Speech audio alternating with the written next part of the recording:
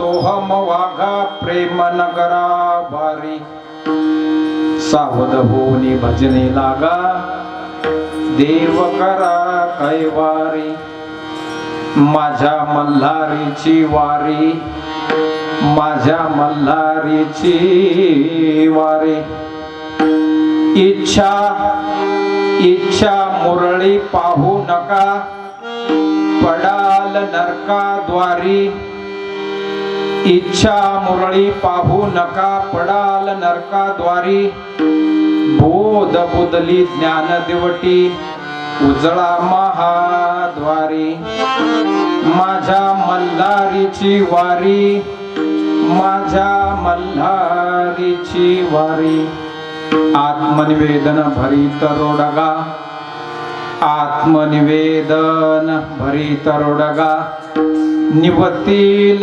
हारोहारी एका जनार्दनी धन्य खंडेराव त्यावर कुंचा वारी माझ्या मल्हारीची वारी माझ्या मल्हारीची वारी महायोग पीठे तटे भीमरथ्या वरम पुंडलिकाय दातुं समागत तिष्ठन्तमानन्द कंदं परब्रह्मलिंगं भजे पांडुरंगं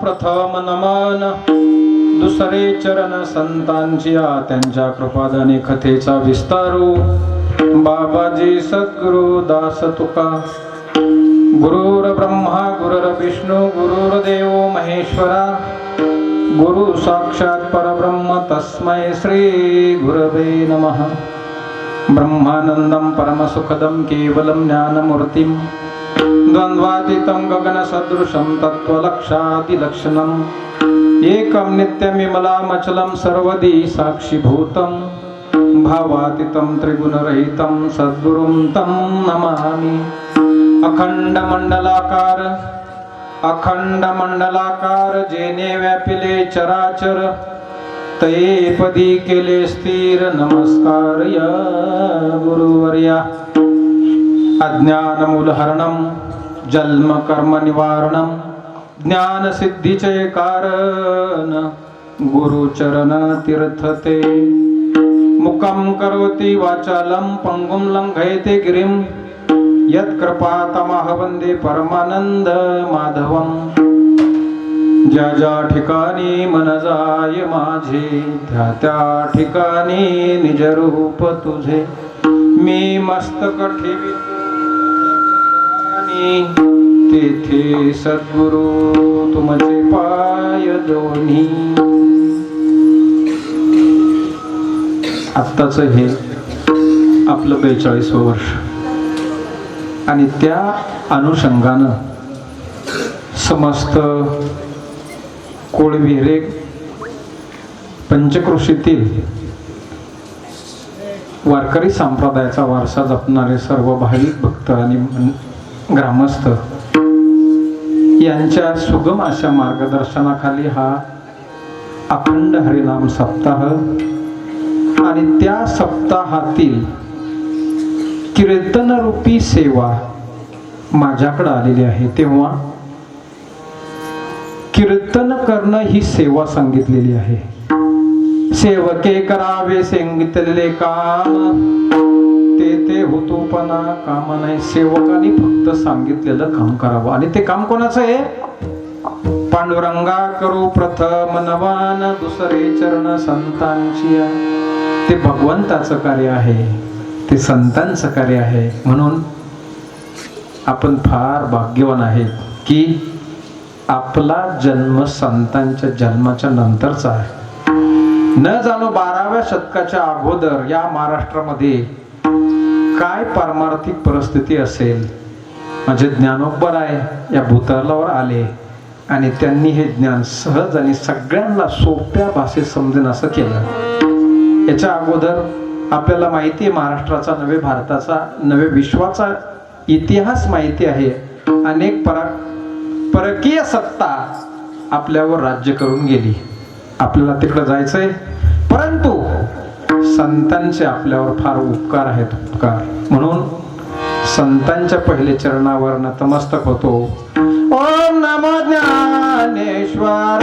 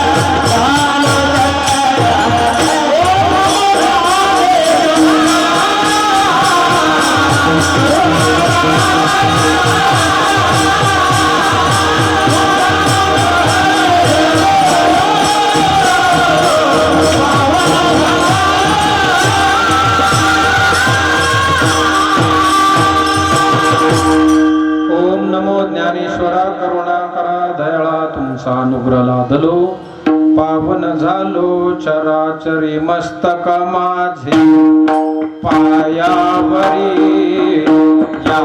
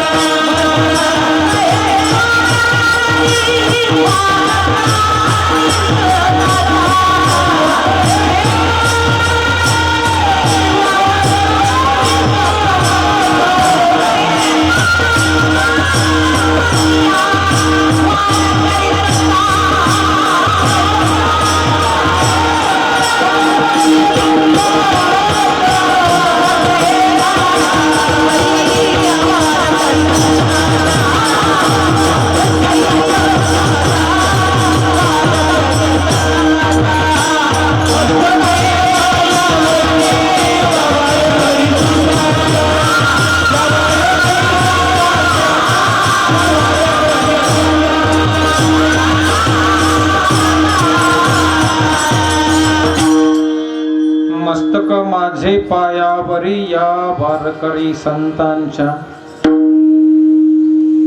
त्यामुळं आजची ही कीर्तन रूपी सेवा आणि त्या कीर्तन रूपी सेवेसाठी निवडलेला अभंग शांती ब्रह्म एकनाथ महाराज यांचा आहे.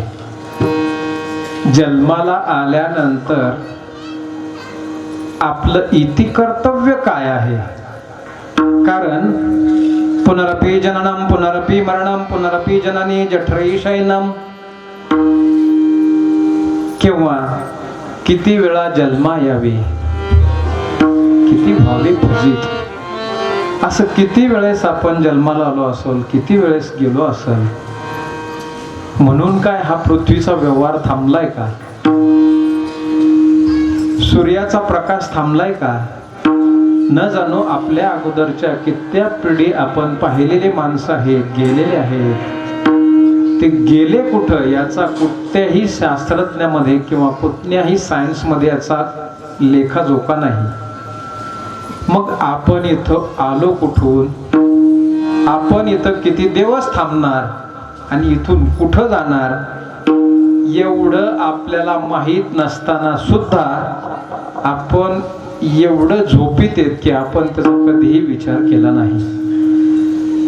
सायन्सचा विषय आहे. आपण चंद्रावर गेलो, आपण ए आय आर्टिफिशियल इंटेलिजन्सचा कला अवगत केली. अहो हे आता पहा, एवढं माईक, एवढं सगळं सिस्टीम आहे, एवढं सगळं कॅमेरा आहे. जेव्हा तुकोबाराय भंडारा भामचंद्र देहू या ठिकाणी, पुणे या ठिकाणी, लोहगाव या ठिकाणी कीर्तन करीत असतील, नवे नवे त्या पंचक्रोशीत कीर्तन करीत असतील, काही सुखसुविधा होते का हो तिथं? पण एकच गोष्ट होती महाराज, अंतःकरणातलं प्रेम.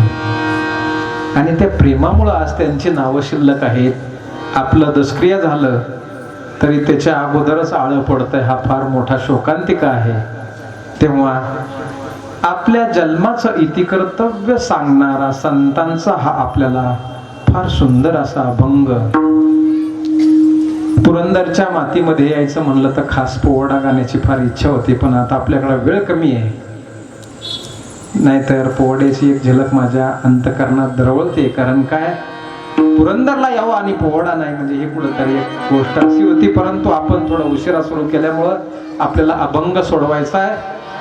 आणि कीर्तनकाराने या गादीवर उभा राहून जो संतांनी लिहिलेला अभंग या आपल्या जन्माचं इति कर्तव्य समजण्यासाठी केलेले आहेत, त्याच पद्धतीने सोडवावा.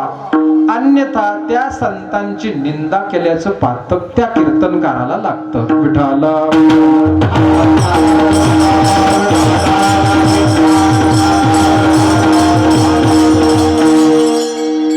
अहम वाघा सोहम वाघा प्रेम नगरा वारी सावध होऊन भजनी लागा देव करा कैवारी. माझ्या मल्हारीची वारी, माझ्या मल्हारीची वारी, इच्छा मुरळी पाहू नका, इच्छा मुरळी पाहू नका, पडाल नरकाद्वारी. बोध बुदली ज्ञान दवटी, उजळा महाद्वारी. माझ्या मल्हारीची वारी, माझ्या मल्हारीची वारी. काय शांत पहा. या अभंगामध्ये असं वाटतंय की हे वाघ्या आणि मुरळीने गाण्याचं गीत आहे, पण या संतांचं वाङ्मय आहे महाराज. अहम, अहम म्हणजे मी घर बांधलं, मी साहेब झालो, माझ्या जीवनात मी अमुक केलं, मी अमुक झालं. अहो काय नव्हतं आमच्या इथं, मी आलो म्हणून झालं. महा आमचे गुरु महाराज फार छान सांगायचे बरं का. आणि जे काय हे वाचे आहे ना, ही त्यांची कृपा आहे, माझी नाही.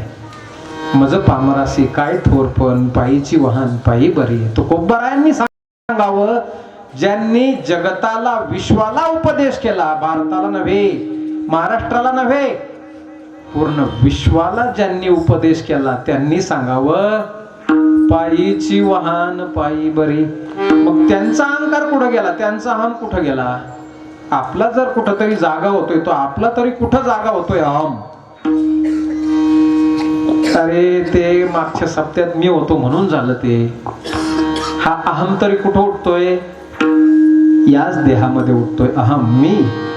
मी होतो म्हणून त्या मास्तरची बदली झाली ना, आपले पोरं पास झाले. मी नसतो तो काय नापास झाले असते का. पण अहम, अहम मी, हे मी केलं, हे माझ्यामुळं होतं, मी नसतो तर हे झालं नसतं. किती अज्ञान आहे, किती अज्ञान. तू ज्या दिवशी जाशील ना त्या दिवशी सगळं काही व्यवस्थित होईल, काही चिंता करायची गरज नाही. कारण का नाही रे, नाही रे,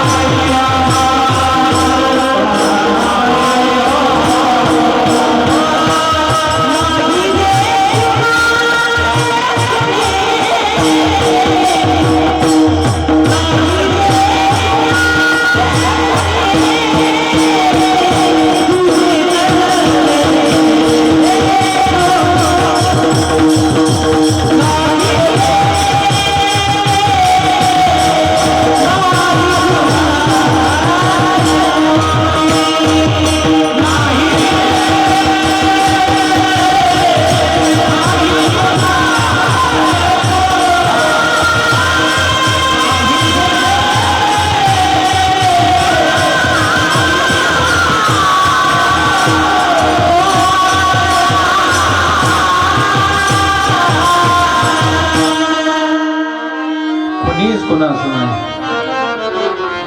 हे जरी विश्वातलं एकमेव सत्य असलं तरी आपल्या अंतःकरणामध्ये जी माया उत्पन्न होती ती सहजासहजी सुटत नाही.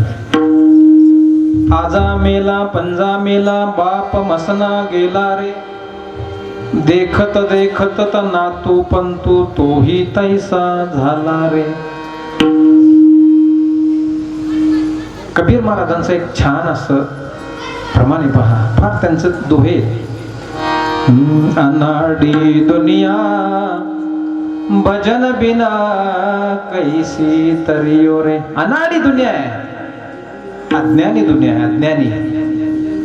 कारण आपण जरी म्हटलं ना की मी BSc झालो, MSc झालो, IT इंजिनियर झालो, सिव्हिल इंजिनियर झालो, एरोनॉटिकल इंजिनियर झालो, तरी पण आपण स्वतः मी कोण आहे याचं ज्ञान आपल्याला नसल्यामुळं आपण अज्ञानी आहेत. कारण आमचे गुरु महाराज फार सुंदर सांगायचे की मी कोण आहे याचा अभ्यास करणं फार गरजेचं आहे. मी हा कोण करावा विचार, आहे मी हा कोण करावा विचार, बरे जाणे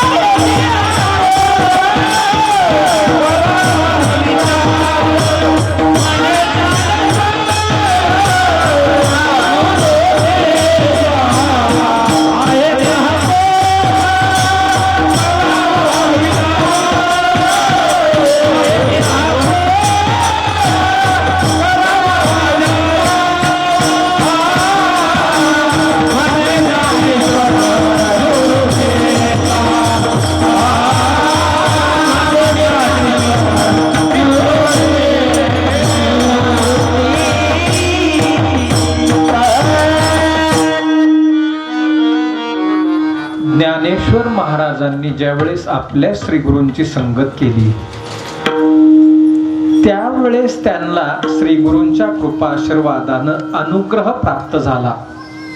मग अनुग्रह अनुग्रह अनुग्रह म्हणजे तरी काय? कारण ज्या वेळेस भगवान शिवशंकर ध्यानस्थ असताना पार्वती मातेने विचारलं,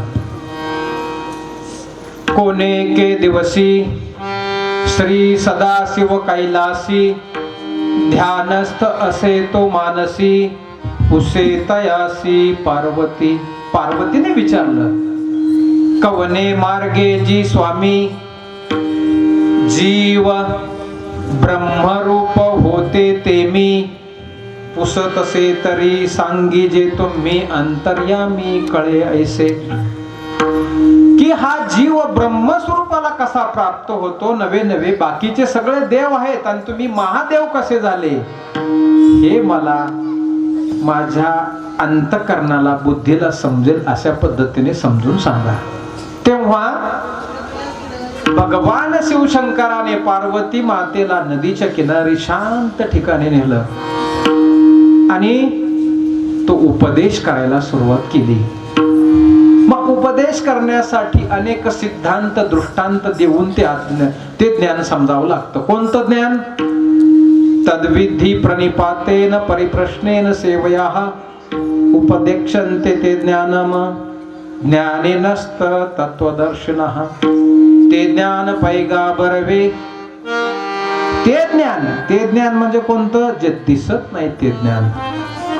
आणि मग दिसणार आपण शाळेत जर गेलं तर ते लहान मुलांना अंकपली आणि असं ते मण्याची पाटी असती, एक झालं का एक मणी इकडं वळायचा, किंवा अंकलिपी असते त्याच्यामध्ये बदकाचं चित्र भटजीचं चित्र असतं. भटजी तर दिसणारा आहे, दिसणारा भटजी, पण यांनी सांगितलं की ते ज्ञान ते म्हणजे जे दिसत नाही ते, आणि ते जे न दिसणार ज्ञान आपल्याला जर समजायचं असेल तर ते काय एवढं सोपं आहे का? मग ज्ञानोबरायांनी सुद्धा आपल्या श्रीगुरूंना विचारलंय का मी कोण आहे, मी कोण आहे. पहा, सर्वसाधारण उदाहरण असतं, आपण जर डॉक्टरकडे गेलो, डॉक्टर प्रिस्क्रिप्शन देतात, आपण लाईन मध्ये बसलेलो असतो, पहिल्याचा नंबर आला, काय झालं, खोकला आला, पोट दुखतंय, दुसऱ्याचा नंबर आला, छाती दुखतंय, गुडघा दुखतोय, चौथ्याचा नंबर आला, हातपाय दुखते, सहाव्याचं हृदय. मग डॉक्टर जसे जसे येतात की माझं हृदय दुखतोय, माझा डोळा दुखतोय, माझा हात दुखतोय, माझा पाय दुखतोय, असे अनेक लिस्ट आल्यानंतर कोणी मी दुखतोय का असं म्हटलं का? मी दुखतोय असं कोणी म्हणलं का? हे अध्यात्म ज्ञान मी सहज भाषेतून आपल्या बरोबर घेतोय, कारण ते जर वरच्या लेवलने गेलं तर ते थोडं काय होतं की आता लँग्वेजचा असा प्रॉब्लेम झालाय की ती कोणतीच भाषा नाही राहिली. ज्ञानोबरायांच्या काळी भाषा होती, त्यावेळेस भाषेवर प्रभुत्व होतं. आता मुलांना जरी बोलायला लागलं, घरी जरी बोलायला लागलं तर थोडं इंग्लिश, थोडं हिंदी, थोडं मराठी घ्यावं लागतंय, म्हणजे ते सगळं सर्वसामान्य भाषेत घ्यावं लागतंय. म्हणून मी दुखतोय का असं कोणी म्हणतंय का? मग माझा हात आहे, माझा पाय आहे, माझं हृदय आहे, माझे डोळे, माझा कान दुखतोय, माझं हृदय दुखतोय. माझा हात आहे म्हणल्यानंतर, माझा पाय म्हणल्यानंतर हे माझं आहे, मग मी कोण आहे? कधी आपण विचार केला त्या गोष्टीचा? हात जर माझा आहे, पाय माझा आहे, हृदय माझं आहे, तर मग मी कोण आहे? कोण आहे मी? म्हणून ज्ञानोबरायांना, एकनाथ महाराजांना, तुकोबरायांना, निळोबरायांना, माझ्या संता जी जगनाडेंना उपदेश करताना सुद्धा तुकोबरायांनी सांगितलं की तुम्ही कोण आहे? कोण आहेत आपण? हे शरीर तर मी नाही ना, माझा हात, माझा पाय, माझं हृदय, माझे छाती, माझं डोकं, माझं कान, तर हे सगळं माझं आहे, तर मग मी कोण आहे? आणि डॉक्टरला कोणी म्हणत नाही का मी दुखतोय, म्हणजे कोणाचं आहे सगळं? अहम वाघा, अहम म्हणजे अहंकार, मी मी मी मी मी, न जाणो कोणाला कशाचा अहंकार, न जाणो कोणाचा कशाचा अहंकार. वास्तुशांतीच्या कीर्तनाला गेलं तर त्याचा घराचा अहंकार. घर तरी कोणाचं आहे? कोणाचे हे घर, हा देह कोणाचा? अरे हे घर मातीचं आहे, मातीचं. तो म्हणतो माझं आहे, माझं. त्याला जर विचारलं बाबा विटा कशाचे? आता मातीच्या. सिमेंट कशाचं? मातीचं. लोखंड कशाचं? मातीचं. कारण लोखंड हे मातीलाच प्युरिफाय करून लोखंड बनतं, आणि त्याच्यामुळं ते परत आपल्या स्थितीला जाताना माती होऊन जातं. म्हणून हा ज्या त्या वस्तूचा स्वभाव आहे की जिथून आले तिथंच जात असते. मग मी दुखतोय असं कोणी म्हणत नाही. हे जर माझं आहे तर मी कोण आहे असं आपण कधी विचार करत नाही. आणि ते सांगतात अहम वाघा. मग अहम म्हणजे मी, माझं, अहंकार. मग दुसरा सांगितलाय सोहम वाघा. मग अहम झाला एक, मग दुसरा सोहम काय आहे? अहम वाघा, सोहम वाघा. दुसरा सोहम वाघा कोणता आहे मग? आणि प्रेमनगरा वारी. आता हे प्रेमनगर कुठे आहे?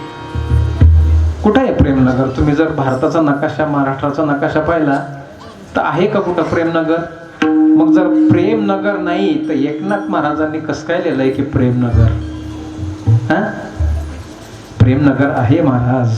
कुठं आहे? या नाभीच्या ठिकाणी प्रेमनगर आहे. कुठं?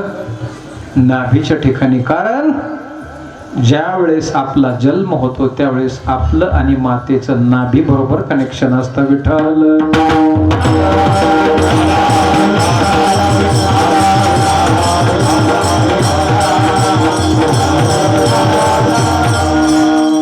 म्हणून कबीर महाराज सांगतात,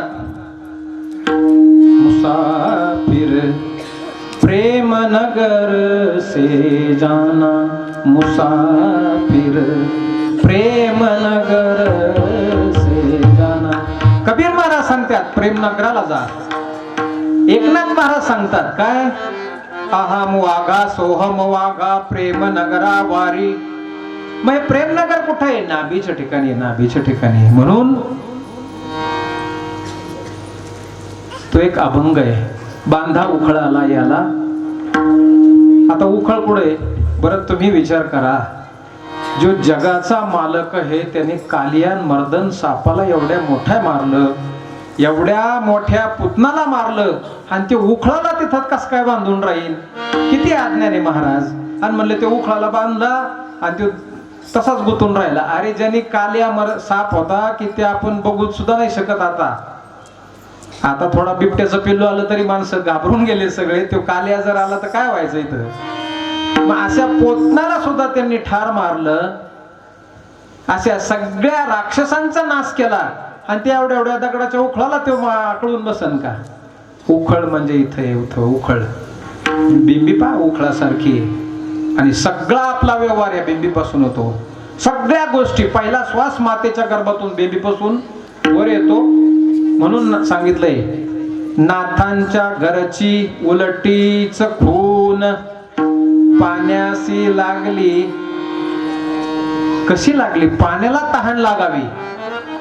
अरे पाण्याला कशी तहान लागणार का? पाण्याचं मूळ स्वरूप समुद्र आहे, आणि म्हणून त्याला परत त्याच समुद्राकडं. आता समजा इथं पाऊस काल पडला, मग ते पाणी इथं पडलं, इथून बारक्या नदीने काय झालं, ते करा नदीला गेलं, करा नदीतून झिरपून झारपून परत मोठ्या नदीला गेलं, मोठ्या नदीतून गंगा गोदावरी मोठ्या नदीला गेलं, तिथून कुठं गेलं, आणि ते आलं कुठून होतं? क्षरला सागर गंगा उगी मिळे, ते समुद्रातून आलं होतं आणि समुद्रातच गेलं. तू कभनी गंगा सागरात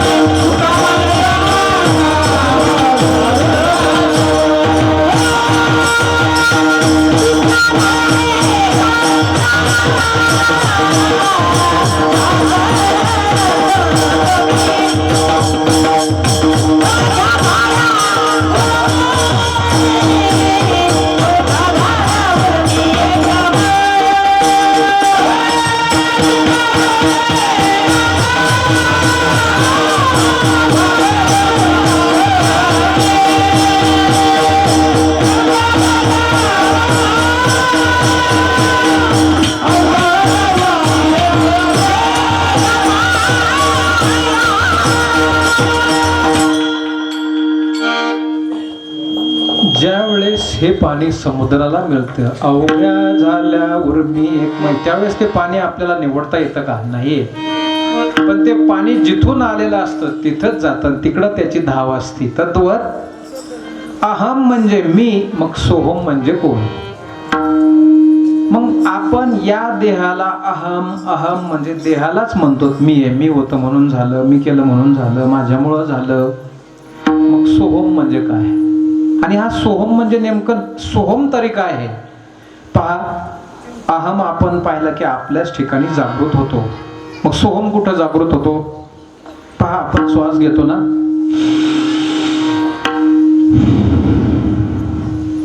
काय आवाज आला बघा, सो सो हम, पा सो हम, आला का नाही आवाज? सो हम. मग माझ्याच ठिकाणी सोहम आहे आणि माझ्याच ठिकाणी अहम पण आहे. पण अहम पेक्षा किंमत कशाला आहे? सोहमला.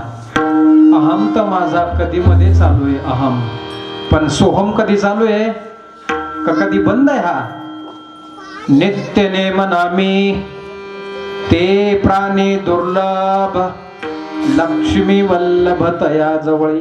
मग आता मी श्वास घेताना आवाज येतोय सोहम, सो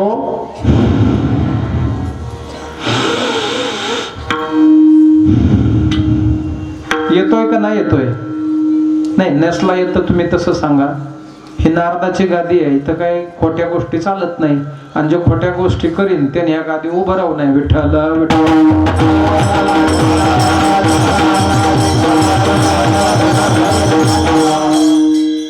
ज्ञानोबराय सुद्धा सांगताय. काय सांगताय? सोहम माझे नाव ब्रह्मपुरी आलो, जगी विस्तारलो माझा मीच. मग अहम पाहिला आपण ह्याच ठिकाणी आणि सोहम पण पहा,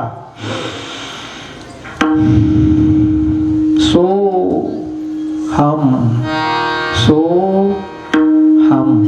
मग सोहम सुद्धा इथंच आहे, अहम सुद्धा इथंच आहे. म्हणून अहम वाघा सोहम वाघा प्रेमनगरा वारी. प्रेमनगर कुठे आहे?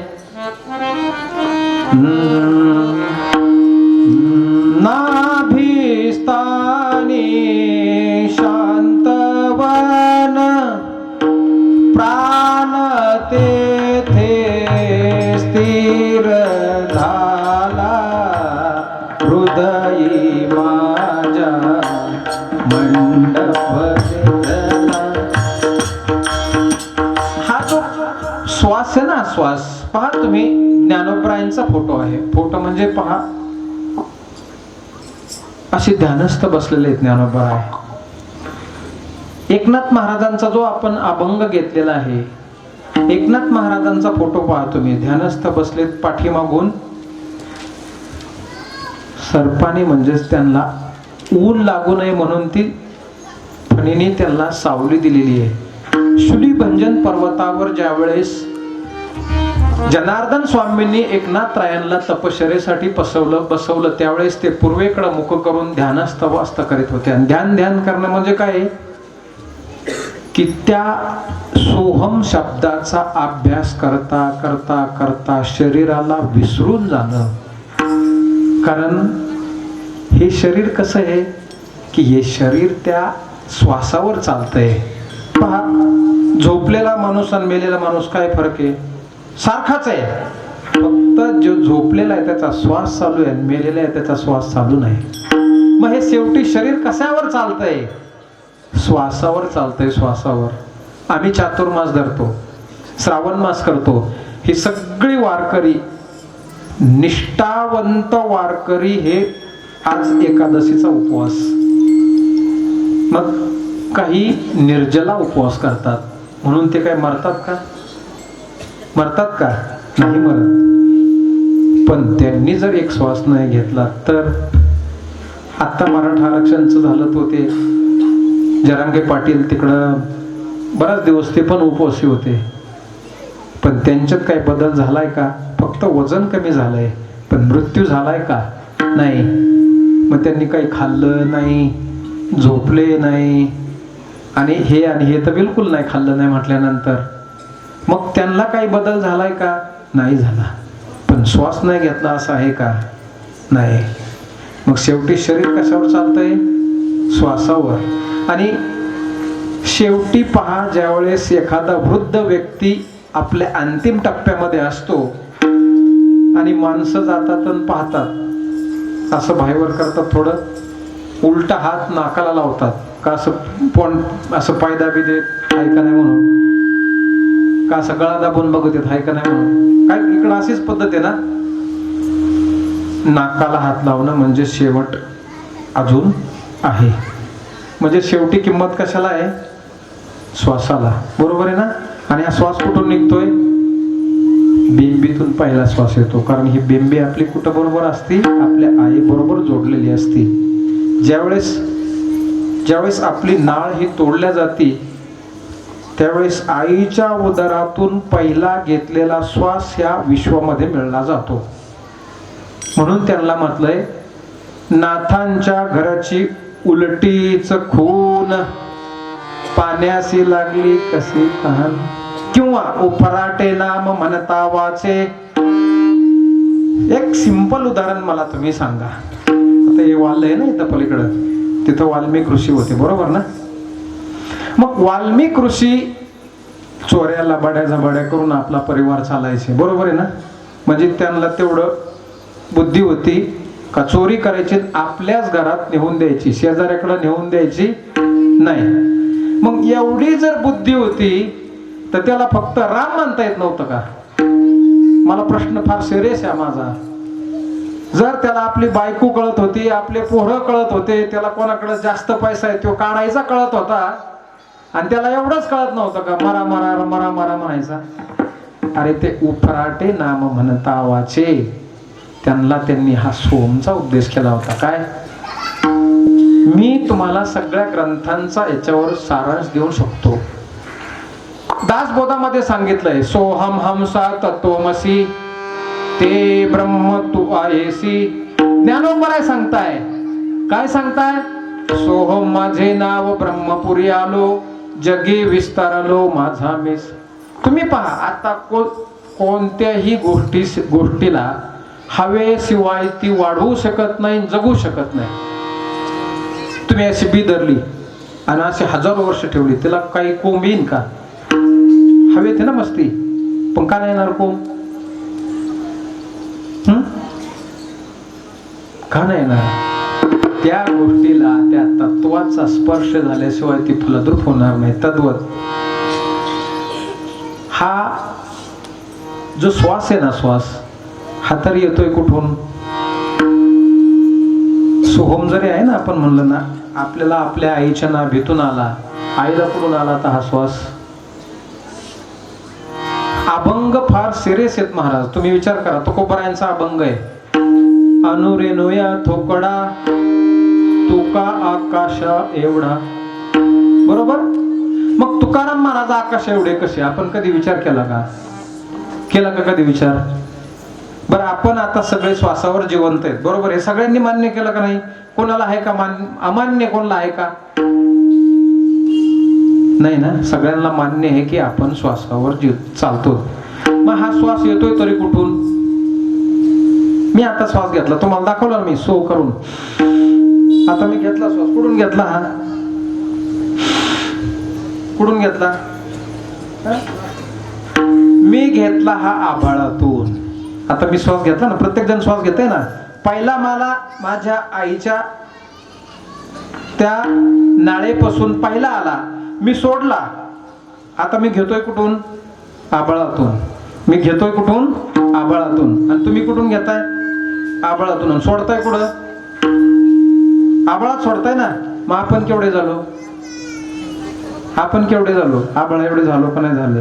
मग तेच सांगताय ना तुकाराम, अनुरेणुया थोकडा तुका आकाशा एवढा, तुका आकाशा एवढा, तुका आकाशा एवढा. कधी आपण विचार केला का तुकाराम महाराज आकाश एवढे कस काय? पण मी तुम्हाला सांगितलं तेव्हा हे तर आम्हाला माहित होतं. परंतु आपल्याच वावरातलं पाणी आपल्यालाच काढायचं असेल तर पाण्याला लागतो महाराज, पाण्याड्या. तसं या शरीरामध्ये किती सूक्ष्म शरीर आहे पहा तुम्ही. इकडं लंग्स, इकडं हृदय, बरोबर, इकडं इंटेन्स्टाईन. म्हणजे ही सगळी प्रक्रिया तुम्ही आता शेतकरी माणसं आहेत बघा, ऊस आणला तोडून, मका आणली तोडून, त्या चरख्यात घातली का तिकडं कसा भुगा होतोय, तसं हे प्रोसेसिंग युनिट आहे, याला म्हणतात प्रोसेसिंग युनिट. हे कोणी IT इंजिनियर असलं तर हे काय आहे, हे सेंट्रल प्रोसेसर आहे. हा हे कम्प्युटरचं हे CPU आहे. आणि हा सगळं दिसतोय हा डिस्प्ले. पण डिस्प्ले कंट्रोल कशाने होतोय? CPU ने. CPU तुम्हाला सांगतो महाराज, अमेरिकेमध्ये आपले हे बा आपलं नाही काम, ते मोठे मोठे लोक असतात ना, ते जर इथं म्हणजे आपल्या भारतामध्ये त्यांना जमलं नाही ना काही, ते हे लिगामेंट बदलायला परदेशात जातात, हृदयाचं ऑपरेशन करायला परदेशात जातात, मेंदूचं ऑपरेशन करायला परदेशात जातात. अमेरिकेत एक टॅलेंटेड डॉक्टर होता, जगात एकच डॉक्टर होता, तो सगळ्यांच्या मेंदूचं ऑपरेशन करायचा. पण एक दिवस त्याला प्रश्न पडला, माझा मेंदू खराब झाला तर ते कोण ऑपरेट करणार? आणि क्वेश्चन सिरियस आहे.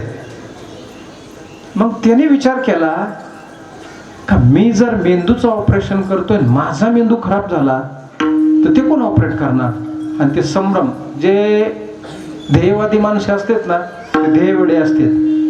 APJ अब्दुल कलाम साहेब एवढे ध्येयवेडे होते, हे पोरापासून ते म्हातारी कधी झाले हे त्यांना सुद्धा सांगायला शिल्लक नाही राहिले. ध्येयवेडे माणसं. आणि त्यांना वाटलं की हा मेंदू चालवतोय तरी कोण चालवतोय मेंदू? मी झोपलं तरी चालूच आहे. बरं श्वास तो आता बघा, आपला श्वास आपण झोपलं तरी चालू आहे का झोपल्यावर बंद होतो? झोपलं तरी चालू, जेवताना चालू, बसताना चालू, बरोबर. आणि मग हेच ज्ञानोबा सांगतात ना, काय नित्य नेम नामी. नाम म्हणजे कोणतं आहे? ते सोहम. नित्य नेम नामी.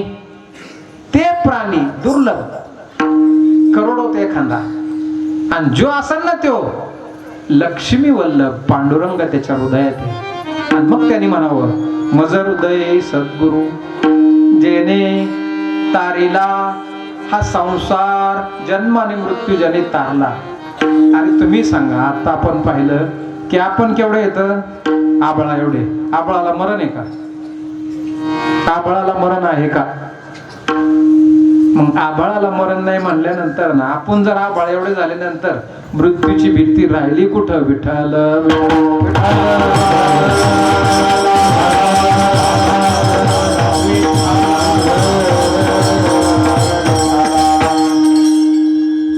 अहम आपल्याच जवळ आहे, सोहम सुद्धा आपल्याच जवळ आहे. आणि अहम आणि सोहमची उत्पत्ती कुठून आहे? बिंबीपासून. आणि याला उखळ म्हणलेलं आहे. उखळ, बिंबी आपली कोलगट असते ना, मग बांधा उखळाला. त्याला कुठं बांधा? त्या पांडुरंगाला कुठं बांधायचंय? उखळाजवळ बांधायचंय. ज्ञानोबराय सुद्धा सांगताय, काय सांगताय? की बाबा हे जे नाम आहे ना, हे कसं आहे, गगनापेक्षा आहे मोठं. गगनाहुनी वाढ नाम आहे. मग गगनापेक्षा वाढ म्हणजे आपण आताच पाहिलं ना की आपण केवढे येतं? आबळा एवढे. ज्ञानोबराय सांगतात की गगनाहुनी वाढ नाम आहे. दासबोधात रामदास स्वामी सांगतात काय? सोहम हंसा तत्वमसी ते ब्रह्म तू आहेसी. परत निळोबरायांना जगद्गुरु तुकोबरायांनी ज्यांना अनुग्रह दिला, ते ज्ञान दिलं. हात ठेविला मस्तकी, प्रसाद देऊन केले सुखी. कोणता प्रसाद दिला? सोहम शब्दांचा मारा केला. सोहम शब्दांचा मारा केला. सोहम शब्दांचा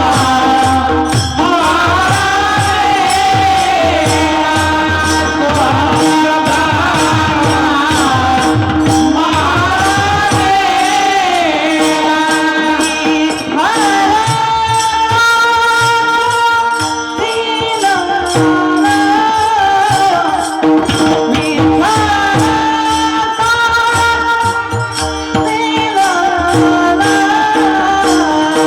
केला.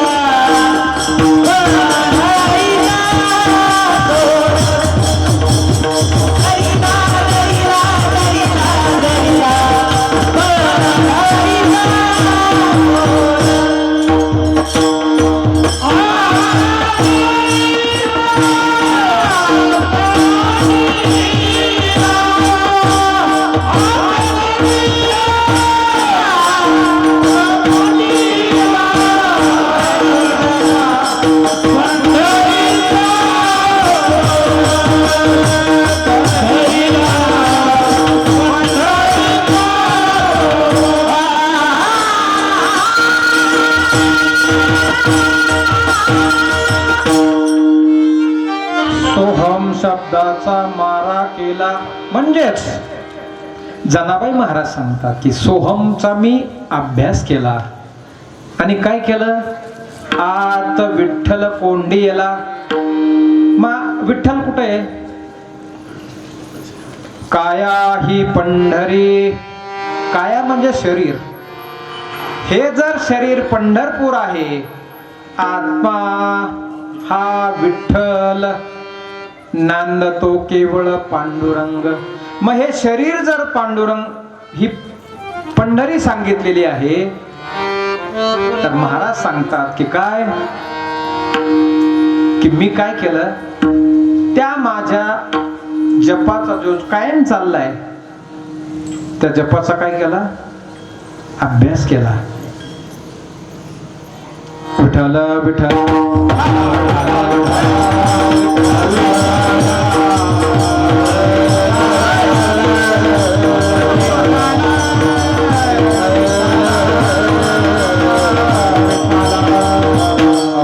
थांबा. हो खाली बसा महाराज तुम्ही. नाही ऐक, थांबा तुम्ही खाली बसा. मी तिकडूनच आलो त्याच गावावरून. हे बिलकुल बंद करा. हे बंद करा बिलकुल. मी त्याच गावावरून आलोय जिथं आता त्यांना जायचंय. हे बंद करा. हे काय होतं, कशामुळे होतं माहितीये का, आणि मग ते काय होतं, शरीराचं संतुलन बिघडतं. ही अवस्था कुठंच नाही. विठाला विठाला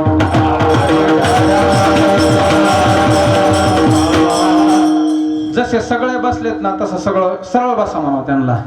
बिलकुल तिकडं फुसफुस करू नका. विठाला विठाला.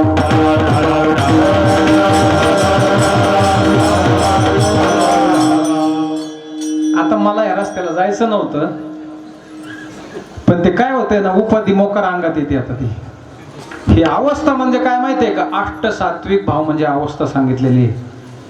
आता हे काय करतात, आणि मग ते काय होतंय, तुमचा रेस्पिरेटरी रेट वाढला ना, असं चक्कर आल्यासारखं होतं. ती अवस्था यांना जर आता अवस्था जर निर्माण झाली, तर मी चिपळ्यान टाळ खाली ठेवून यांनी इथं उभं येऊन कीर्तन करावा. जर तुम्हाला अवस्था झाली, तर तुमचं विद्या अवस्थेत गेले ना तुम्ही, शरीरात राहिले का तुम्ही सांगायला. मग आणि याच्यामुळे काय काय संप्रदायांना नाव ठेवण्याची वेळ आली. माफ करा मला तुम्ही. मी तिथूनच आलो जिथं हे जिथं म्हणतात ना, तिथून मीच आलो तिथून. पण ही गोष्ट नाहीये महाराज. त्याच्यामुळे काळीमा लागली काय काय ठिकाणी. विठाला विठाला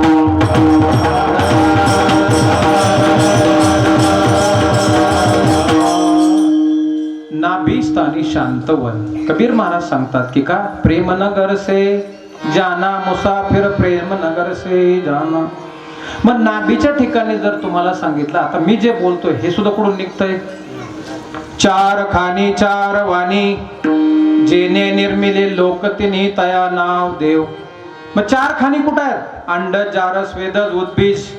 अंडज एक खाणे, जारज एक खाणे, स्वेदज एक खाणे, उद्बीज एक खाणे. आणि चार वाणी कोणत्या आहेत, ही परावाणी आहे. परावाणी बिंबीच्या ठिकाणी.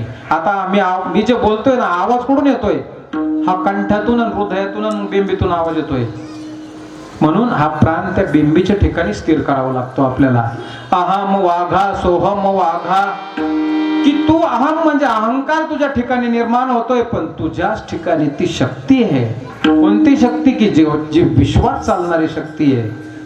आपण मगाशीच बघितलं, हे कीर्तन हे सायंटिफिक विषय आहे, की आपण मगाशीच बघितलं की आपण केवढे आहेत, आबळा एवढे. मान्य करताय कोणी, मान्य करीत नाही असं असेल तर आपण परत त्याच्यावर अजून एकदा विश्लेषण करू. पण कीर्तन ही जगताची माय आहे, माय. आणि त्या मायेप्रमाणेच त्याचा आदर व्हायला पाहिजे. कोटी ब्रह्म हत्या घडे, कथा विक्रय तया जोडे. हा कथेचा विक्रय झाल्यामुळे या अशा गोष्टी उत्पन्न व्हायला लागल्यात. आजही तुम्हाला सांगतो महाराज, तुम्ही सांगा मला, ज्ञानोबरायांनी, तुकोबरायांनी, एकोबरायांनी, रामदास स्वामींनी, निळोबरायांनी कुठं तुम्हाला कीर्तनात पैसा घेतल्याचं दिसतंय का? जेथे कीर्तन करावे तेथे अन्न न सेवावे, बुक्का लावू नये भाळा, माळ घालू नये गळा, तटा ऋषभासी दाना. तुम्ही जर त्या काळचं सांगतोय, तटा ऋषभ म्हणजे घोडा किंवा बैल, आणि त्या बैलाच्या गाडीने जर तुम्ही आले ना, आपलं साठी पेंड्या घेऊन यायच्या, पेंड्या बैलाला खायच्या. तुम्ही उद्या हेलिकॉप्टर आणते मग त्याची भाडं आम्ही द्यायचं का? विठाला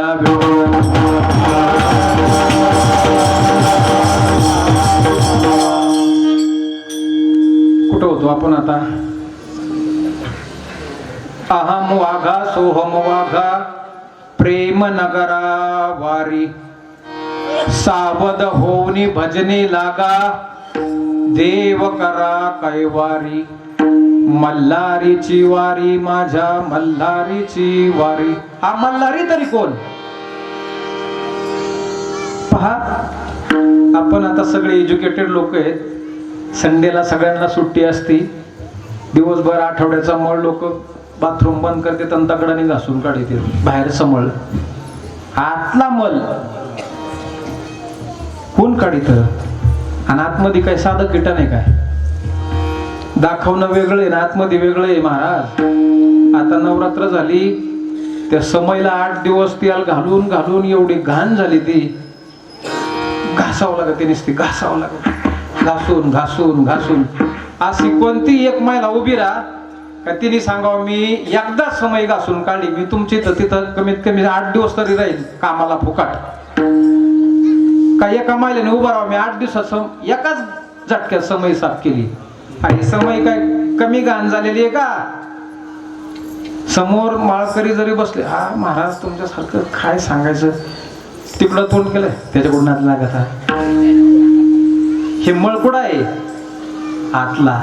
बाहेरचा मळ दिसतो आतला मळ दिसत नाही. आणि जो न दिसणारा मळ असतो ना तो त्या न दिसणाऱ्या गोष्टीनीच काढावा लागतो. न दिसणारा मळ न दिसणाऱ्या गोष्टीने काढावा लागतो. दिसणारा मळ दगडाने काढता येईल. ते नवीन नवीन आजकाल ते बरेच लय ब्रश ब्रिश आले त्या अंगाने घासून. पण आतला मळ काम क्रोध काम म्हणजे नुसती वासना नाही. इथं उभा राहिल्या कीर्तनात किती पाकिटात पैसे बरे देत हे सुद्धा विषय आहे का? का चित्त कुठं गेलं त्याचं? अहो मला चांगला अनुभव आहे. माणसाच्या जर डोक्यात 2 विषय असले ना तर अभंग सुद्धा व्यवस्थित सुटत नाही. आणि ही जागा कशाची आहे? ही अभंग नारदाची जागा आहे. इथून जो अभंग घेतला तो अभंगच सुटला पाहिजे. नाही तर त्यांनी ह्या नादाला जाऊ बी नाही. जर गेला ना ज्या संतांचा अभंग घेतलाय ना त्याची निंदा केल्याचं पाप लागतं. आणि ते पण कोटी ब्रह्म हत्या घडे कथा विक्रय तया जोडे. अरे एक ब्रह्म हत्या झालती कोणाकडून? राजा दशरथाकडून. श्रावण बाळ मारला गेला होता. तो बी अनावधानाने अवधान धरून नाही अनावधानाने मारला होता. तरी त्याच्याकडे एवढा अडचण झाली की त्याला दुष्काळ पडला सगळी नगरी ओस पडली. फक्त एक ब्रह्म हत्या झालती. आणि इथं काय सांगितलंय? कोटी ब्रह्म हत्या घडे कथा विक्रय तया जोडे. तुकोबराय सांगतात की देती घेती तेही नरका जाती. आता हे कोण नियोजन मंडळ या सन्मान त्यांचा परिचय नाही. पण जे नियोजन मंडळी आहे ना ह्या गावातल्या प्रत्येक माणसाने कायशी 200-300 रुपये दिले असते ना आपले भगवंताच्या सेवेला. आणि ते देणारे ते आणि घेणारा मी आहे समजा. आणि देती घेती म्हणजे तुम्ही सगळं जे नियोजन मंडळ असेल का ते आणि मी घेणारा दोन्ही कुठं जातात? मग आता हे एवढं सगळं 42-41 वर्षापासून हे किती लोक नरकाला गेले असतील हा माझा प्रश्न आहे. उत्तर देणारा if anybody is interested you please come and give the answer of this question. तुम्ही असं समजू नका हे मराठा कुठून आलाय काय माहित नाही सांगायचं अवधानाने. या गादीवरून कोणाचं आपल्याला हे करायचं नाही. पण घोरपडे साहेबांना आम्ही एका डिपार्टमेंटचे माणसं आहेत. मी नेव्हीमध्ये सर्व्हिसला होतो. नेव्हीमध्ये इंडियन नेव्हीमध्ये सर्व्हिसला होतो. तिथून रिटायर झालो. संत महात्म्यांच्या कृपा आशीर्वादाने अभ्यास करून कीर्तन प्रवचनाचं मी निशुल्क 12-15 वर्ष झाले मी कोणाच्याही पैशाला हात लावलेला नाही. आणि मी स्वतः हार सुद्धा गळ्यात घातला नाही. मी फक्त काय करतो सगळ्यांच्या पुढं हार घेतो. हार घेत नाही. मी हार घेतो सगळ्यांपुढं. तुम्ही देवासमान माणसं आहेत. तुम्ही जर नसते तर मी काय केलं असतं इथं एकट्याने. म्हणून मी सगळ्यांच्या पुढं हार घेतो पण हार घेत नाही. बरं हार घेऊन तरी काय, माझा आत्मातला अहंकार जर जागा होतोय तर हार घेऊ कशाला? मी फार डिटेलमध्ये जाणार आहे, कारण मी कोल्हापूरच्या तालमीतला माणूस आहे. आमचे गुरु महाराज सायंटिफिक कीर्तनकार होते, ते सायन्सचे विद्यार्थी होते आणि ते सायन्स आणि परमार्थ हे दोन्ही जोडून अभ्यास करायचे. आणि त्यांचं वाक्य आहे, माझा हात दुखतोय, माझा पाय दुखतोय, माझा हृदय दुखतोय, माझा डोळा दुखतोय, माझा कान दुखतोय, हे सर माझं दुखतोय तर मग मी कोण? आणि याला म्हणतात अध्यात्मशास्त्र, त्याला म्हणतात अद्वैत तत्वज्ञान. आणि ते अहम, मी, सोहम म्हणजे तू ब्रह्मस्वरूप आहे. अहम म्हणजे मी, मिच मिच मिच मिच मिच मिच, आणि मिचमिचीमुळे सगळे मिचमिच झाली. नाही तर लय सुरळ चालला होता कारभार. पण ते गाडगे महाराजांनी खराटा हातात घेतल्यावर सगळं गाव स्वच्छ करून टाकीत होते. तसं हे मिचमिचीचा व्यवहार जास्त दिवस भगवंताला मान्य नाही, संतांना मान्य नाही. सगळं व्यवस्थित होईल, कार्य त्याचं आहे. ते कोणाच्या हे द्या सोडून. भगवंत प्रभू रामचंद्र जर विश्वाचा मालक होते तरी त्यांना का 500 वर्ष ते मांडवात बसून राहावं लागलं? एक ना एक वेळेस धर्माचा रक्षक येईल. अरे ते द्या सोडून. आपण पाहिलं माझ्या हृदयस्थ असणारे छत्रपती शिवाजी महाराज, किती मावळे होते त्यांच्याकडं, बोटावर मोजणे इतके. पण विजय झाला का? यदा यदा हि धर्मस्य ग्लानिर्भवति भारत. धर्माने वागले, विजय झाला महाराज. नाही तर 10 लाख औरंगजेबाचं सैन्य, 10-20 लाख मुघल आले, पण माझ्या एकट्या राजाने धर्माने वागले आणि धर्माचा जय झाला. महाभारतामध्ये पहा, पांडव किती होते? किती होते? बोटाव 5च. आणि कौरव किती होते? 100. आणि युद्धात किती अक्षयनी सैन्य होतं? 18. बरोबर. मग एवढं सगळं असताना कौरवांचं सैन्य जास्त, 100 कौरव, 5च पांडव. जय कोणाचा झाला? पांडवांचा. कस काय झाला? धर्माने. आणि जे धर्मानं चालतील ना त्यांना काहीच अडचण येणार नाही, पुढंच नाही. आजचा बी नाही, तवा बी नव्हती. म्हणून आज तुम्ही पहा, आम्ही डिफेन्स मधली माणसं आहे, आर्मी, नेव्ही, एअरफोर्स मध्ये. आणि आजचं सुद्धा भारताचं तत्व हे, कालच तुम्ही पहा डोभाल साहेबांचं वक्तव्य पहा, आम्ही कोणाच्याही मंदिराला धक्का नाही लावला, आम्ही कोणाचे ग्रंथ जाळले नाही, आम्ही कधीही दुसऱ्या धर्माला हीन मानलं नाही. ज्या वेळेस अमेरिकेमध्ये ज्यावेळेस विवेकानंद महाराज गेले, सगळ्यात शेवटी खाली ठेवली होती आपली गीता, जी विश्वाला ज्ञान देणारी सगळ्यात खालती. आणि ज्या वेळेस विवेकानंद स्वामी डायसवर आले आणि सांगितलं, बरोबर आहे, या सगळ्याच विश्वाचं वज झेपण्याची ताकद माझ्या ग्रंथात आहे माऊली. कसं ते? या विश्वाचं सगळं वज झेपण्याची ताकद माझ्या ग्रंथात आहे. तुम्ही खाली ठेवलं ते बरोबर केलं, लोकांनी लगेच वर ठेवलं. मग ही ताकद कशाची? धर्माची. आणि म्हणून आजही आपल्या संत महात्म्यांनी एवढं सुंदर वाङ्मय लिहून ठेवलंय ना, हे फक्त नाचण्यासाठी नाही. अहम वाघ्या, सोहम वाघ्या, प्रेम नगरा वारी.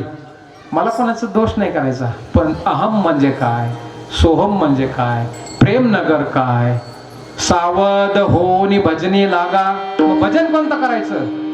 तेच भजन कोणतं?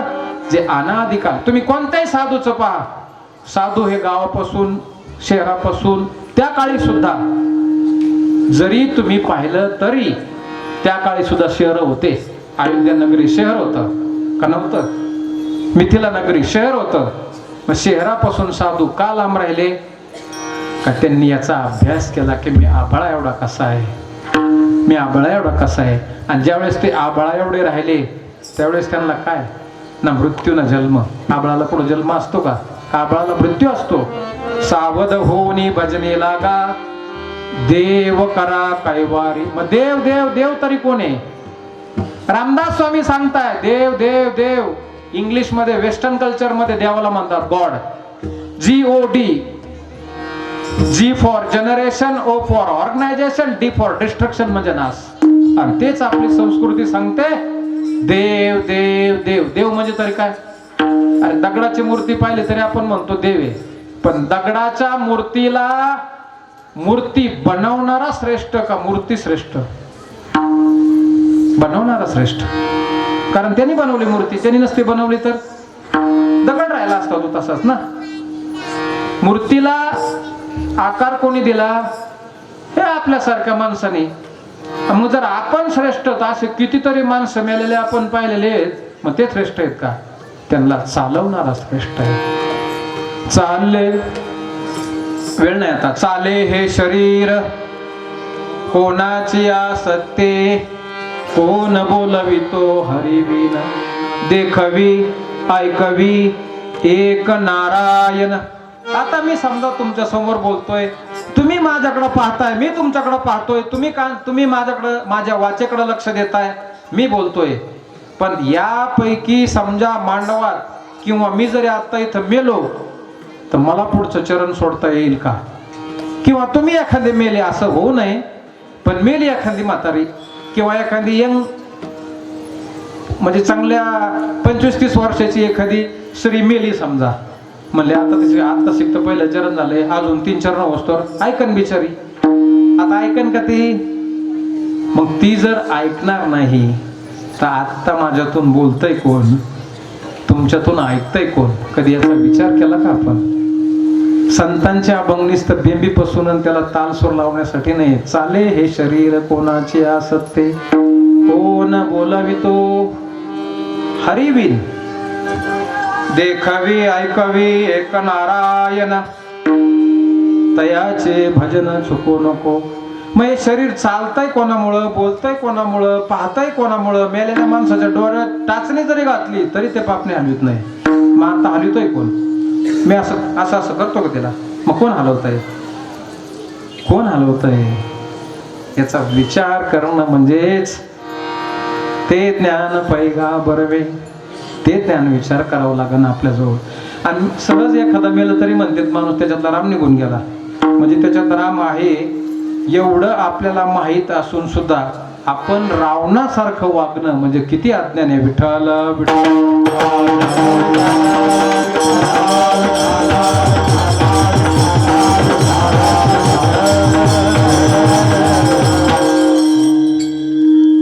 इच्छा मुरळी पाहू नका, पडाल नरकाद्वारी, बोध बुधली ज्ञान देवटी, उजळा महाद्वारी.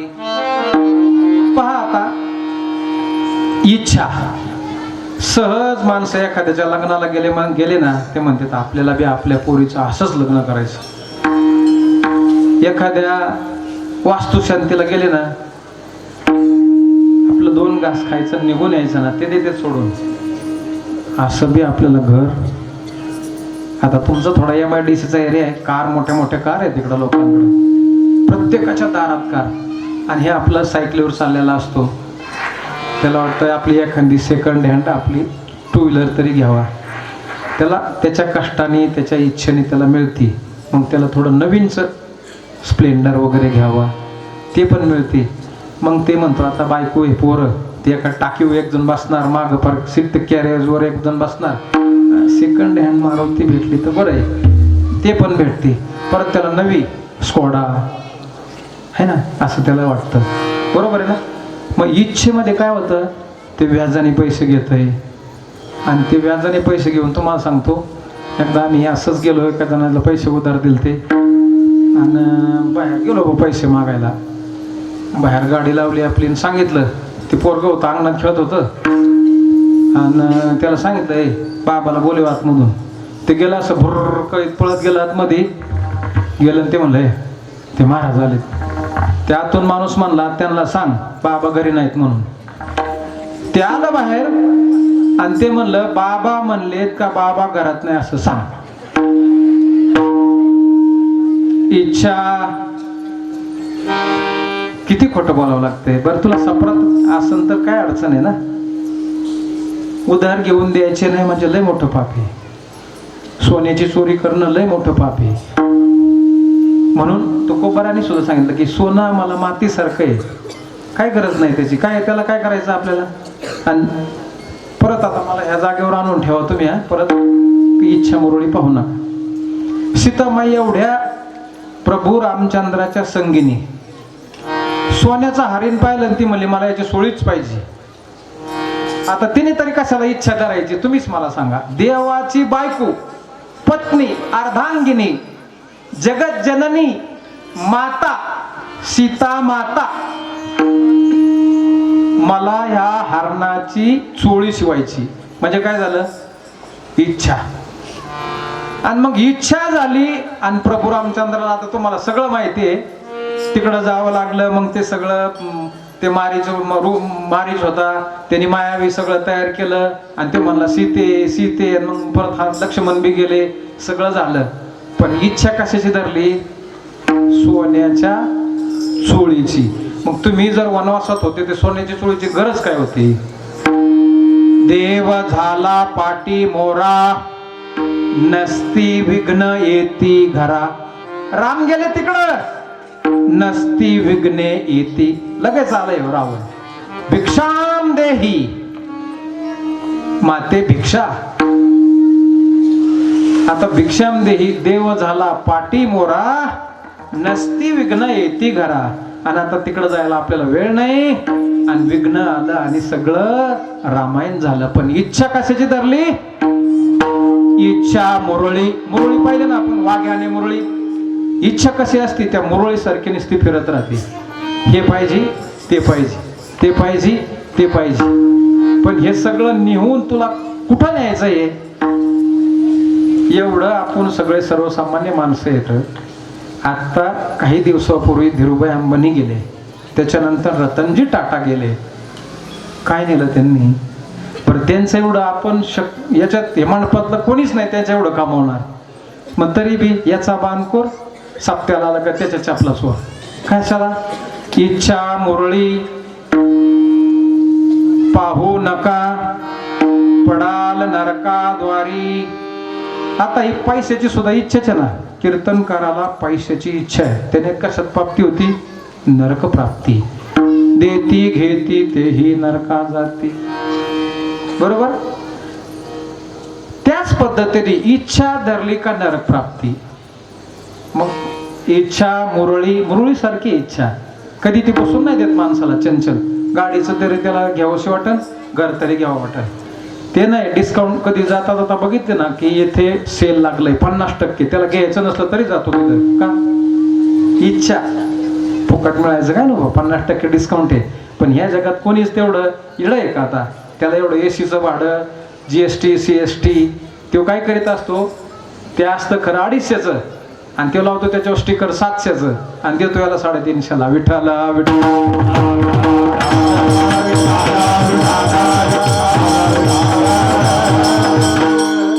इच्छा मुरळी पाहू नका पडाल नरकाद्वारी.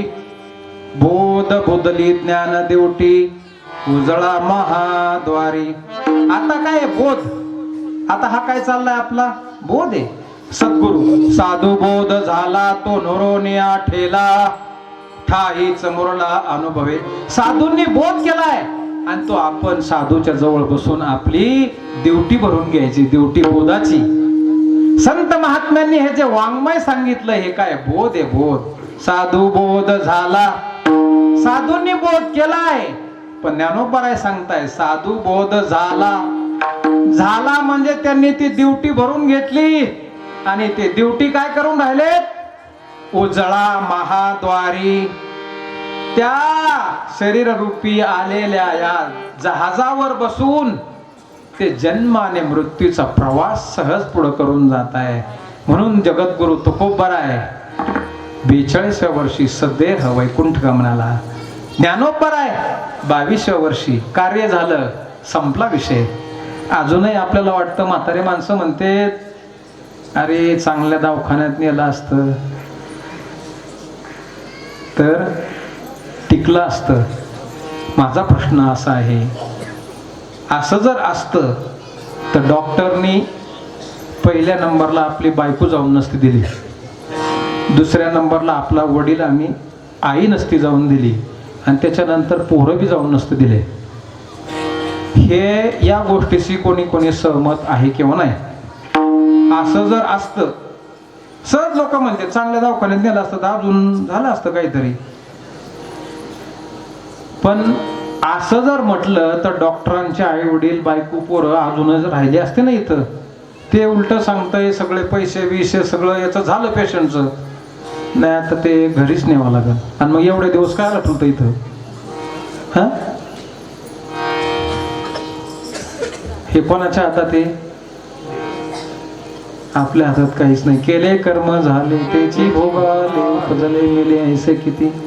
बोध बुदली ही ज्ञानाची बुदली भरून घ्यायची आणि त्या देवटीवर ज्यावेळेस आपण एकांत बसतो त्यावेळेस जसं गाया पहा, पाऊस काळात पाऊस पडला, चारा झाला, गाया पटापट पटापट पटापट खातात आणि परत गोठ्यात जाऊन रवंथ करतात. बोध बुदली ज्ञान देवटी उजळा महाद्वारी. हे महाद्वार आहे. या महाद्वारातून वैकुंठाला सुद्धा जाता येतं आणि याच महाद्वारातून नरकाला सुद्धा जाता येतं. म्हणून हे महाद्वार आहे. त्या द्वारातून नरक प्राप्ती, याच दारातून स्वर्ग आणि वैकुंठ प्राप्ती. उजळा महाद्वारी. त्या बोधाची बुदली भरायची आणि एकांत असताना जशा गाया रवंथ करतात आणि त्या रवंथ केल्यामुळे त्यांच्या शरीरामध्ये ते पूर्ण असा आहार पचल्या जातो आणि त्यांनी जर रवंथ नाही केला सगळं बाहेर निघून जातं. तत्वत या धर्म मंडपामध्ये ज्यावेळेस ज्ञानदान चालू आहे, बुदली भरायची आणि उद्या शेतात जाताना, उद्या ऑफिसमध्ये बसताना, उद्या शेणकूर करताना, भाकरी करताना ते परत आपल्या ह्या शरीररूपी महाद्वाराशी त्याची चर्चा करायची आणि इथून वैकुंठाला जायचं. कारण आपण वैकुंठातून आलेलो आहोत आणि आपल्याला वैकुंठालाच जायचंय. नरकाला जाण्यासाठी हेच ठिकाण बिलकुल नाही. देती घेती तेही नरका जाती. म्हणून इथून आजपासून पुढं या धर्म कार्यासाठी देणं आणि घेणं बंद. नाहीतर तुम्ही बाबांनो, मी नाही सांगत, ज्ञानोबराय सांगताय, तुकोबराय सांगताय, एकनाथ महाराज सांगताय की देणारे आणि घेणारे दोन्हीही नरकाला जाणार आहेत. आत्मनिवेदन भरी तरोडगा निवतील हारोहारी. आत्मनिवेदन श्रवणम कीर्तनम विष्णुस्मरणम पादसेवनम वंदनम अर्चनम दास्यत्वम सख्यत्वम आत्मनिवेदन ही नवविध भक्तीतली शेवटची भक्ती आहे. आत्मनिवेदन म्हणजे आपल्या शरीरामध्ये आत्मा आहे त्याचा अभ्यास करणं. ज्या पद्धतीने ऊसामध्ये साखर आहे पण ते दिसत नाही, त्याला प्रक्रिया करावी लागते, त्या पद्धतीने यामध्ये आत्मा आहे पण तो त्या ध्यान योगाच्या प्रक्रियेने प्राप्त होतो. तद्वत त्या पद्धतीने आत्मनिवेदन भरितरोडगा निवतील हारोहारी. हारोहारी म्हणजे आमच्याकडे ज्वारी काढायची असते बघा. ज्वारी काढली का हार टाकावं लागते. म्हणजे जे उभं असतं ना ते आडवं होतं. आता हे उभं आहे ना, हे काय होणार? आडवं होणार. अशा 84 लक्ष योनीमधल्या हरीच्या हरी निवून जाते. कशामुळे? त्या नामचिंतनामुळे. कशामुळे? त्या नामचिंतनामुळे. म्हणून एक वेळेस सगळ्यांनी हात वर करायचे आणि नामचिंतन करायचं. विठोबा रघुमा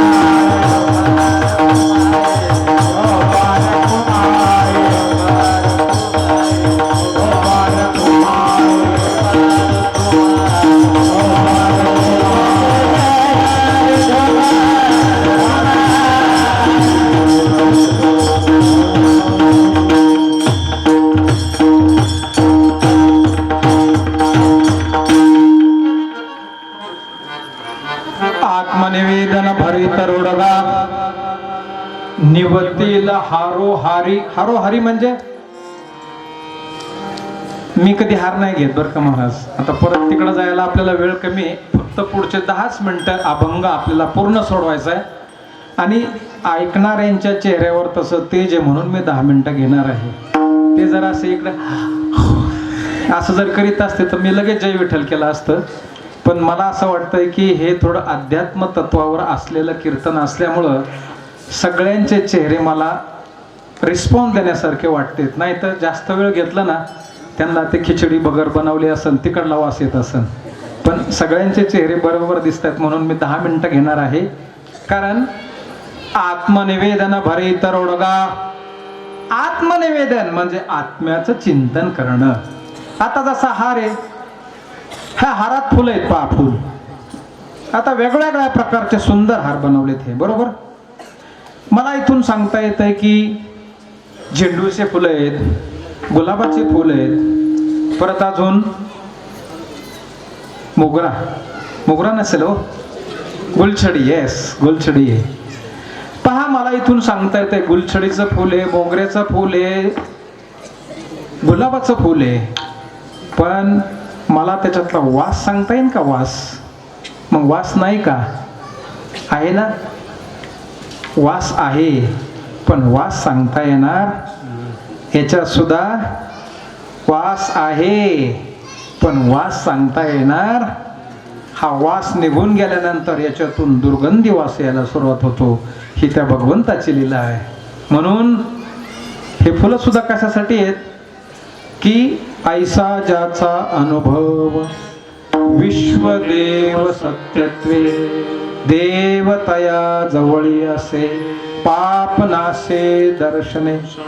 त्या फुलाचा जर मला वास घ्यायचा असेल तर मला स्वतः नाकाला लावा लागेल आणि लावल्यानंतर मी तुम्हाला सांगू शकेल का कसा वास आला म्हणून? का नाही सांगू शकणार? मग फुलाचा वास नाही का? फुलाचं मी एक एक कळी बाहेर काढून त्याचं वर्णन करील. किती ग्रॅम आहे, किती लांबी, किती रुंदी आहे, कसा कलर आहे. पण फुलाचा वास मला सांगता येईल का? मग फुलात वास नाही का? फुलात वास आहे पण सांगता येणार नाही. याच्यात सुद्धा वास आहे पण सांगता येणार नाही. त्याचा अनुभव घ्यावा लागेल. मग अनुभव कशाने घ्यावा लागेल? ध्यानाच्या मार्गाने घ्यावा लागेल. आणि ज्यावेळेस ध्यान प्रक्रिया सगळ्या संत महात्म्यांनी साधूंनी ध्यानाची प्रक्रिया केली का त्यांना जर हे नामदेवरायांना सुद्धा सांगितलं की देवाने मी जेवढा दिसतोय तेवढा नाही, मी केवढा आहे? आभाळा एवढा व्यापक आहे. आणि त्याचा अभ्यास त्यांना संतांच्या संगतीत जाऊन करावा लागला. तुकोबरायांना सुद्धा बाबाजी चैतन्य महाराजांची भेट घ्यावी लागली, उपदेश करावा लागला. तसं मगाशीच आपण पाहिलं की आदिनाथ गुरु सकळ सिद्धांचा आदिनाथाकडून ज्ञान घ्यावं लागलं. मग आदिनाथांना ज्ञान दिलं कोणी? हा बी प्रश्न कधी आपण विचार केला का? ते आता पुढच्या कीर्तनाला बघू, पुढच्या वर्षी सप्त्यामध्ये. कारण आता काय होईल, जर पहिल्याच दिवशी जास्त अभ्यास दिल्यावर ग्रहपाठ बीन वर्गपाठ बीन मग ते पोराचे चलबेचल होते. ग्रहपाठ करावा, वर्गपाठ करावा, ग्रहपाठ करावा, वर्गपाठ करावा, है ना. त्याच्यामुळं अध्यात्म ज्ञान फार श्रेष्ठ ज्ञान आहे, संतांचं वाङ्मय आहे. म्हणून काय सांगितलंय का आत्मनिवेदन भरी तरोडगा निवतीला हारोहारी. हारोहारी म्हणजे आपण ज्वारी काढतो ना, हारीच्या हारी पडल्या म्हणतात. काय झालं म्हणे तिकडं रात्री लय आवाज येत होता. अरे म्हणले ते इर्जिक होते गणपुनालाची आणि ते 5-50 लोक आले होते ज्वारी काढायला. सकाळी उभी होती ज्वारी, संध्याकाळी हारीच्या हारी पडल्या. मग 84 लक्ष योनीच्या ज्या आपल्या हारी आहेत ना त्या नामचिंतानी जातात, नामचिंतनाने. म्हणून संतांचं ते वाङ्मय आहे. आणि तुम्ही मायबापा संतासारखे संतांची सेवा आणि सेवेचं मोल कधीच मागायचं नसतं. आपण इथून पंढरपूरला, आमची दिंडी जाते पंढरपूरला, पिंपळनेरला, पैठणला, आळंदीला, किंवा एरवी कधी एकादशीच्या दिवशी असं वाटलं की चला पंढरपूरला जाऊ. आपण एसटीत बसतो, तिकीट काढून जातो. पांडुरंगाचे तिथं डोकं ठेवलं म्हणतो का आता मी अर्ध तिकीट होतं, मला आता पैसे दे बरं. आपण कशासाठी गेलो तिथं? आपला आनंद भोगण्यासाठी. मग हे कशासाठी? आपला आनंद भोगण्यासाठी. मी म्हणलं आता मला पैसे द्यावर, नरकात नाही जायचं, मला बी जायचं नाही, तुम्हाला बी न्यायचं नाही. म्हणून ही जी धर्ममंडप आहे ना, हा वैकुंठ प्राप्तीसाठी आहे. तेव्हा आम्ही एक सप्ताह ठेवला आमच्याकडं. मी 12-15 वर्षापासून कोणाच्या पैशात नाही शिवलो. व्हिडिओ शूटिंग पुढं सांगलं मी सांगतो, आणि हारही नाही घेतला. तुम्ही कधी एवढे कीर्तन बघितले असते, फोटो ज्या दिवशी हार असन ना त्या दिवशी मी जिवंत नसन, म्हणजे मेलेलो असन. मग लोक घालते वरून हार, पण मी कधीच हार घेत नाही. मी हार घेतो पुढं, हार नाही घेत. म्हणून हे संतांचं वाङ्मय आहे, संतांची सेवा आहे. सगळं संतांचं. आपला महाराष्ट्र भारत एवढा सुफलम सुजलम आहे ना, संतांच्या वाणीने वाङ्मयाने एवढा प्रसिद्ध आहे. फक्त आपण तेनेची पंथे चालू जाता. आम्ही सुद्धा आमच्याकडे सप्ताह ठेवला आहे, महर्षी दधीची ऋषींचा सप्ताह. 8ची 8 कीर्तनकार ते विमानाने जरी आले तरी त्यांना एकही पैसा मिळत नाही, आणि पायी आले तरी त्यांना एकही पैसा मिळत नाही. का? आम्ही तसं करतो. उद्या आम्ही आमचा सप्ताह ठेवला आणि तिथे एखादा महाराज कीर्तन करावला, मग शाने महाराज आहेत म्हणतात तुम्ही, म्हणजे तिथं आम्ही दिल्यावर आम्ही कुठं जाणार? देती घेती तेही, आणि मग आता म्हणणार का दादा ठीक आहे. महर्षी दधीची ऋषी सप्ताह. 8ही कीर्तनकार, निरपेक्ष सेवा करणारे, निस्वार्थ सेवा करणारे. 2 तारखेला मोठे माऊली कदम यांची आम्ही कालेची तारीख घेतली. सहजासहजी तारीख मिळत नाही त्यांची. आम्ही त्यांना सांगितलं की आमची सेवा अशी आहे, लगेच डायरी काढली, तारीख लिहून दिली. त्या सगळ्यांना माहिती असत मोठे माऊली कदम, कालेची तारीख आहे त्यांना. का? अरे महात्म्यांना ओळखायसाठी महात्म्यासारखं वागावं लागतं. आपण बाप झालोत ना, त्यावेळेस आपल्याला कळतं की आपल्या बापाने आपल्यासाठी काय केलंय. म्हणून आपल्याला ह्या सगळ्यांसाठी संतांनी काय केलंय, ज्यावेळेस त्या मार्गाने जाऊ त्यावेळेस कळतं. म्हणून एक वेळेस संतांचा जय जयकार करा. ज्ञानेश्वर माऊली,